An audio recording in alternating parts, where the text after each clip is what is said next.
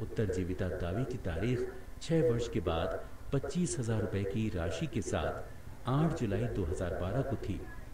9 वर्ष के बाद 50,000 रुपए की दावा राशि के साथ पहले उत्तरजीविता तथा परिपक्वता दावे की तारीख 8 जुलाई 2015 थी। श्री नितिन द्वारा प्राप्त कुल दावा राशि 50,000 रुपए जो कि शेष राशि थी और उसके साथ 20,100 रुपए की राशि के साथ कुल 70,100 रुपए की राशि थी। मृत्यु दावा वो राशि है जिसका भुगतान जीवन बीमा धारक की मृत्यु पर देय होता है। दावे का भुगतान संबंधित नॉमिनियों या कानूनी वारिसान यदि कोई असाइनी या नॉमिनी नहीं है उसको किया जाता है। बीमाकर्ता को मृत्यु की सूचना नॉमिनी, असाइनी, रिश्तेदारों, कर्मचारी या एजेंट द्वारा दी जा सकती है। मृत्यु दावे को शीघ्र मृत्यु दावा और गैर शीघ्र मृत्यु दावा के रूप में वर्गीकृत किया जाता है।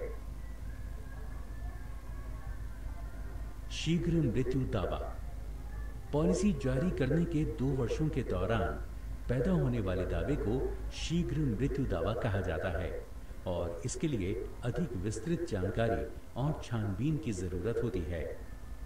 छानबीन करने के दौरान यदि ये पता लगता है कि पॉलिसी को लेते समय किसी संबंधित तथ्य को उजागर नहीं किया गया था या कोई धोखाधड़ी का इरादा था तो बीमाकर्ता द्वारा दावे का भुगतान नहीं किया जाएगा, यानी इनकार कर दिया जाएगा।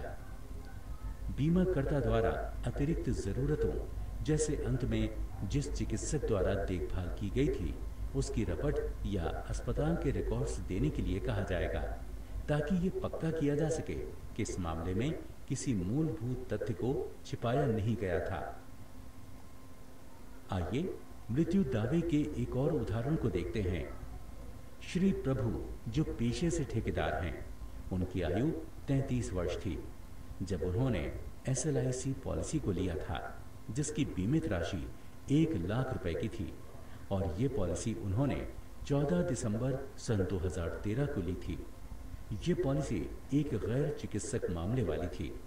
उसकी शुरुआत 20 दिसंबर 2013 को हुई थी और रीइंस्टेटमेंट की तारीख लागू नहीं है, लेकिन श्री प्रभु की 17 फरवरी 2014 को दिल का दौरा पड़ने के कारण मौत हो जाती है। बीमा लेखक द्वारा यह निर्णय किया गया था कि पॉलिसी को गैर मानक आयु साक्ष्य के लिए अतिरिक्त पर जारी किया गया था। दावे को नॉमिनी के रूप में नियुक्त श्रीमती प्रभु द्वारा प्रस्तुत किया गया था। श्री प्रभु का बेटा नाबालिग था। श्रीमती प्रभु ने बताया कि उनके पति की मृत्यु 17 फरवरी सन 2014 को दिल का दौरा पड़ने के कारण हुई थी।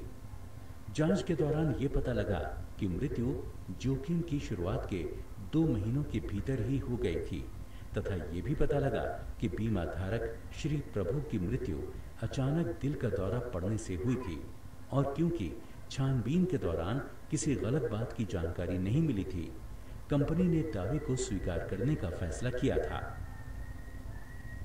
आइए एक और उदाहरण पर विचार करते हैं। श्री राजा जो कि पेशे से ड्राइवर हैं और उनकी 30 वर्ष की आयु है, उनके द्वारा SLIC पॉलिसी के लिए 6 मार्च 2014 को कुल 5,86,000 रुपए की बीमित राशि के लिए आवेदन किया जाता है और ये पॉलिसी क्योंकि गैर चिकित्सक मामले में आती है और उसकी शुरुआत 18 मार्च 2014 को हुई थी और रीस्टेटमेंट की तारीख लागू नहीं होती है, लेकिन श्री राजा की 18 सितंबर 2014 को मृत्यु हो जाती है। बीमा लेखन निर्णय में पॉलिसी को व्यवसाय अतिरिक्त मानकर किया गया था। श्री राधा जो कि श्री राजा की बहन थी, इन्होंने दावाकर्ता के रूप में दावा पेश किया था। उन्होंने कहा कि श्री राजा की मौत 18 सितंबर 2014 को स्टोन क्रशिंग में सांप के काटने के कारण हुई थी। छानबीन के दौरान ये पता लगा कि जीवन बीमा धारक की मौत संदेहास्पद स्थितियों में हुई थी।